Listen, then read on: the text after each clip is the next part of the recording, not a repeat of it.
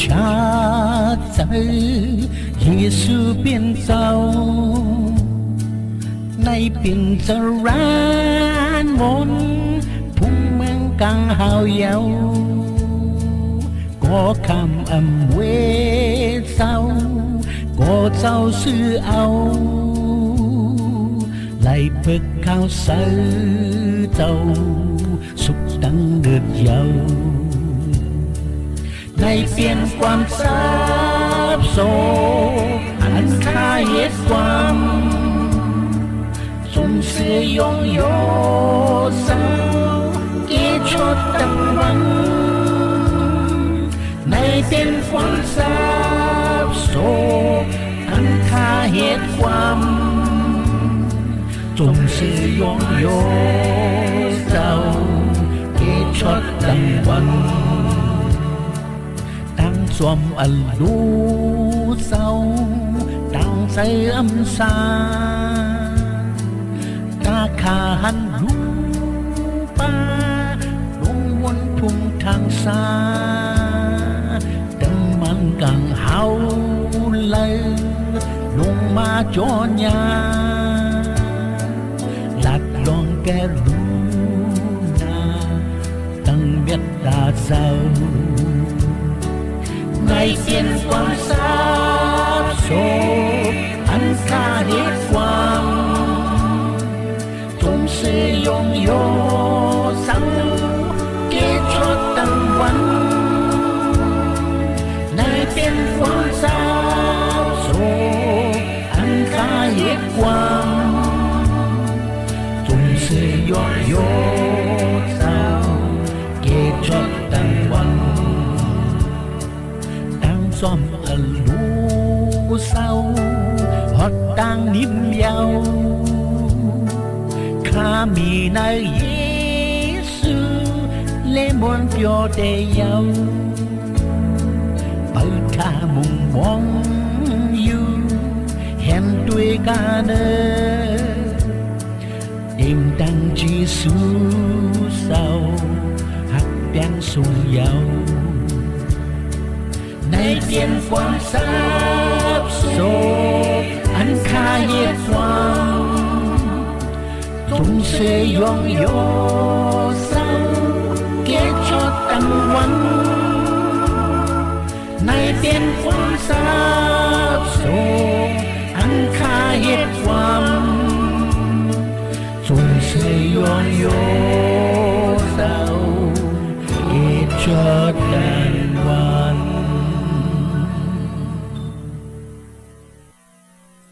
พี่น้องไตผู้ดำเย็นเฮาขาเมียตั้งหลายขาเมื่อสงคาวันเมื่อไหร่ก็เฮาขาอันกันสืบเลดทอมลงมังกลาตั้งดีอันพระเป็นเจ้าปันกดีกวนเฮาขานั่นอีหนึ่งขามังพอมังปอเฮาขาเฮ็ดอยู่สีตาก็อำเปลี่ยนมาในก็มีเฮาขาซ่อมอยู่สีตาก็อำออกมาในก็มีค่ะเนาะเป็กสมอคัดเตอโจซาจำบองเฮ็ดสั่งลืมเศร้าคันทุกขาหยับเจอหน้าสีตาก็อำปออำเป็นอำมีมาในก็มีอยู่ค่ะก็เปิดสั่งตีเลยเฮ็ดหือพอขับพัดด้วยกันในจำมันฮอตลาหมายเศร้าเปียดขอบเปียดนั่นซึ่งมีไว้ว่าถามว่าพระเป็นเจ้าตักมีอเมียงให้มังกลาไล่ฮอดถึงกระเนือมือตีตึกผ่านถามืออีกทั้งตีลองอันมือมือเฮ็ดซะนั่นว่าได้คะลองอันมือมือเฮ็ดอันว่านั่นนังหือได้เป็นที่มีนั่นเฮาขาเลยเอามือเฮ็ดค่ะเนาะเฮาขาเตือนเป็นเจ้าให้เจ้าหน้าเลยเอามือเฮาขาซ้อมเฮาขาซ้อมปักยีล้างเขียวในก็เอามือซ้อมเฮาขาเฮ็ดการมีเหลือในก็เลยเอามือเฮ็ดค่ะเลี้ยงวัวเลี้ยงควายค่ะเนาะเลี้ยงตัวสัตว์ตัวตริกสันเลี้ยงไก่เลี้ยงหมูในก็เลยเอามือเฮ็ดค่ะการงานอันสับเฉียงกันตึงโลกีโลกาหลงในอันเฮาขาเฮ็ดอยู่ซะไหนเลยเอามือเฮ็ดตั้งสิ่งตั้งหมดอยู่แค่นังหือการงานอันเฮาขาเอามือเฮ็ดอยู่ตั้งสิ่งตั้งหมดพอได้ปอดได้เปลี่ยนที่ขึ้นอย่างมือสูงนั่นจึงพ ระเป็นเจ้าถาว่าพระมันเจ้าเฮ็ดปันไรค่ะก็เป็นในพระเป็นเจ้าว่าให้มังกลาฮอดถึงกะดีลองตั้งอันเฮาขาเอามือเฮาขาเฮ็ดซะนั่นทั้งสิ่งทั้งหมดว่าในขาก็เป็นในแหละเหมือนเฮาขับไปเฮ็ดเฮาขาเลยสู้ตองเฮาขาเลยย้อนตึงหาพระเป็นเจ้าให้มันเจ้าจอยแถมปันมังกลาอันมือเฮาขาเฮ็ดนั่นทั้งสิ่งทั้งหมดอะไรเปลี่ยนอะไรออกอะไรขึ้นใหญ่อะไรเป็นมังกลาอจูตั้งหลีปุ่นเฮาขาก้าขายเนี่ยก็อะไรก้าออกขายมันพวกซ้อมเนี่ยก็อะไรออกลีมามีหนำมาลองตั้งเอามือเฮ็ดตั้งสิ่งทั้งหมดให้มันเจ้าปันมังกลานั่นซึ่งตักไหลสุดตองอันตั้งแลจังเฮ็ดอยู่ขยาวเพราะไรมังกลาตั้งนี้พระเป็นเสาเย้าวันในซึ่งการเฮาขาเอามือเฮ็ดตั้งสิ่งทั้งหมด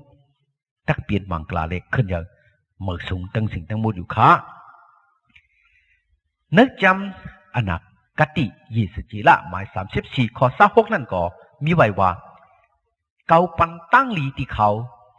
อีกตั้งกติอันมีเล็บหอบลอยเขานั่นแหละหาผลตกในเมื่อวันอันขิงมันถูกนั่นสิแหละหาผลตั้งหลีตักไหลตกอ๋อว่าไหนคะมันเศร้าดีหาผลตกมาเนื้อให้เนื้อหนาวค่ะที่วันที่เว้งเขาค่ะแหละให้เขาค่ะพกซ้อมออกดีก็เปิดน้ำผลซึ่งนั่นอยู่ขยาวน้ำผลหาผลตั้งดีมังกลาพระเป็นเจ้าตักตุกตักหอดตักถึงมาก็ดีสู่เจ้าเขาค่ะอยู่ค่ะเป็นอันดีอามนะเด็กค่ะเนาะในจำสลัมหมาย67ข้อ6นั่นก็มีไว้ว่าพระเป็นเจ้าตักปันตั้งลีที่เฮาแข่งรู้ก่อนแลเลียนสุดเลียนเมืองตั้งสิ่งตั้งหลงตักอ่อนกันรู้เสกูยำมันเจ้าอ๋อว่าไหนคะพระเป็นเจ้าตักปันตั้งลี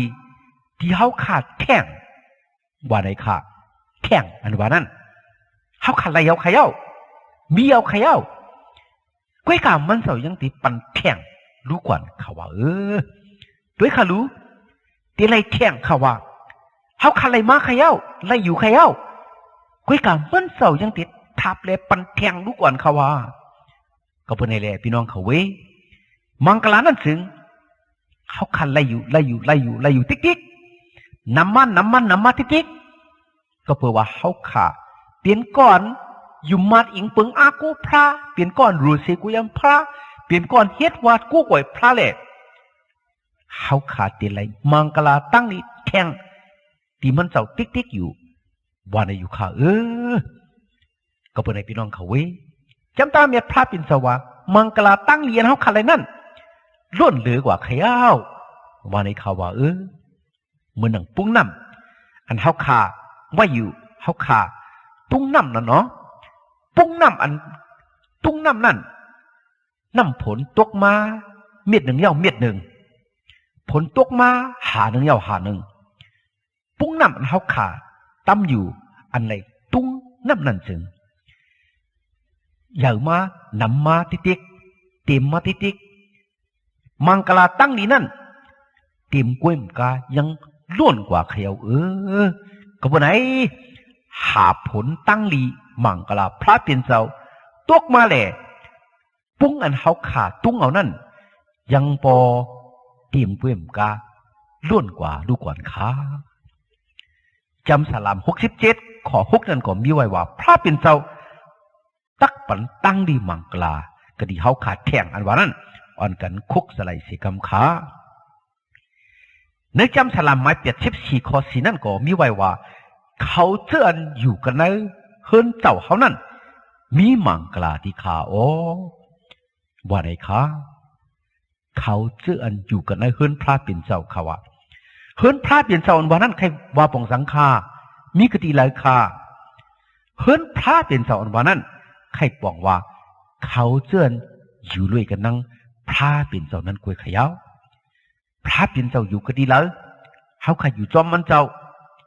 เฮาข้าอยู่ก็ดีแล้วพระเป็นเจ้าอยู่จอมเฮาข้าในเปลี่ยนเฮิรนพระเป็นเจ้าเขียวก็ดีเฮิรนเฮาข้าเพราะพระเป็นเจ้าอยู่ในเฮิรนเฮาข้าในก็เป็นเฮิรนพระเป็นเจ้าในซุ่มเถียงเฮาข้า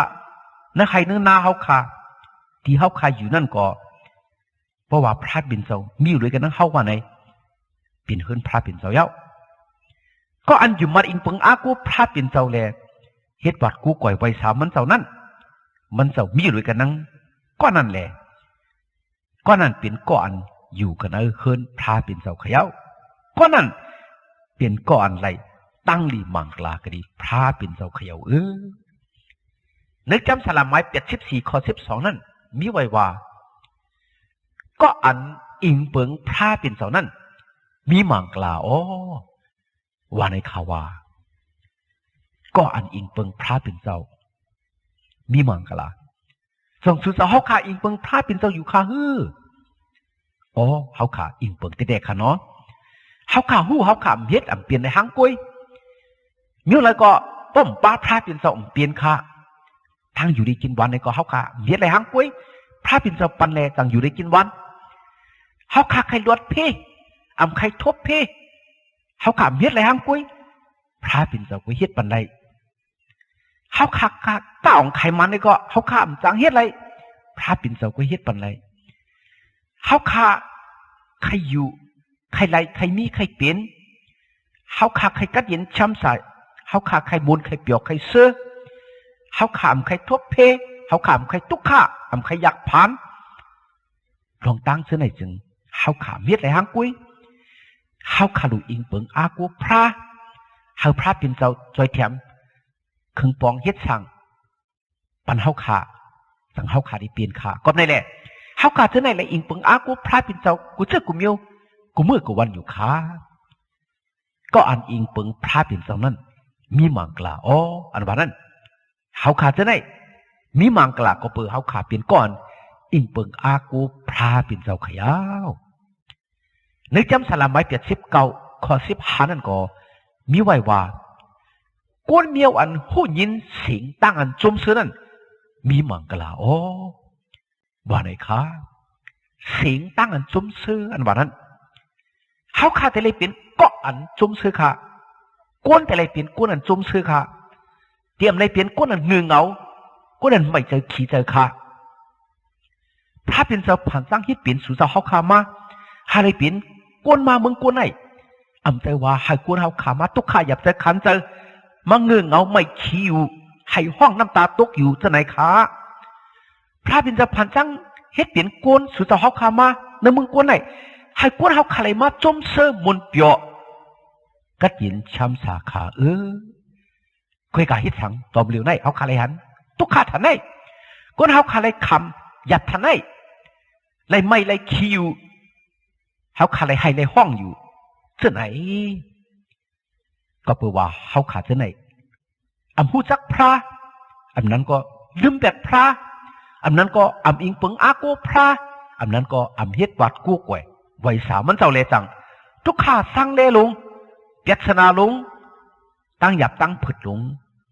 เจ้าไหนหอดมาถึงมาที่ก้นแหล่ก้นทางไหนทุกข้าหยับเจอเขย่าก้วยกาก่อนหูจักพระปิ่นเจ้าไม่ได้รู้สึกกูยำเฮ็ดวัดกู้ก่อยไว้สามันเจ้าเจ้านั่นที่มีตั้งชมตั้งซื้อตั้งหมุนตั้งเปียวก็เปิดมังกลาจีจูพระเป็นเจ้าคุยขยาวเฮาขากูก็พี่น้องไตกูก็อ่อนกันคุจักพระเป็นเจ้าคุกสไลมันเจ้าสุดดองเหล่าย้อนที่มันเจ้าหาเลยตั้งชมตั้งซื้อตั้งหนิมตั้งเปียวในหัวใจเฮาขาดเสกำตั้งหนิมตั้งชมตั้งซื้อตั้งเปียวในเป็นมังกลาลงตั้งดีพระปิ่นเจ้ามีหนึ่งนังเก่าเขียว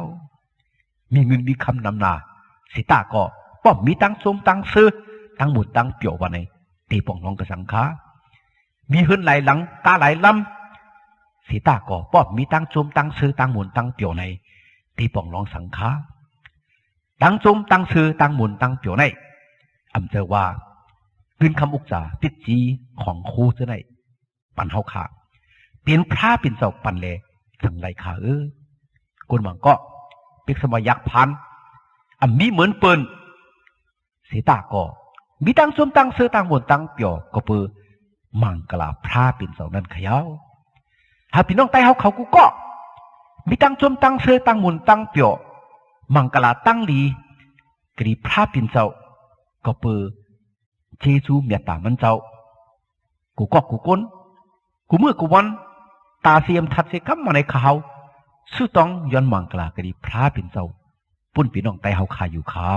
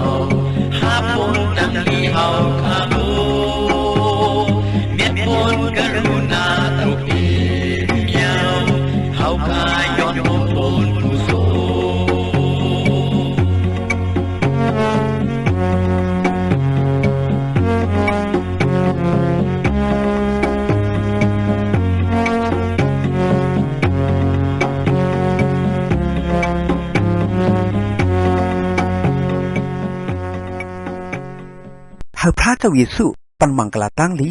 ให้พี่น้องใต้ผู้รับยินเอาเขาไล่มีตั้งกันอยู่ดีกินหวานกัดเย็นช้ำสากวารีมาฮอดลอดเพอันเดรกูเจอกูมิวแหละฮาลิมีตั้งหนิมตั้งจมตั้งเสือตั้งมนตั้งเปียวกูเจ้าเหนือวันคำกูเมื่อกูวันตาเสียมถัดสิกำขา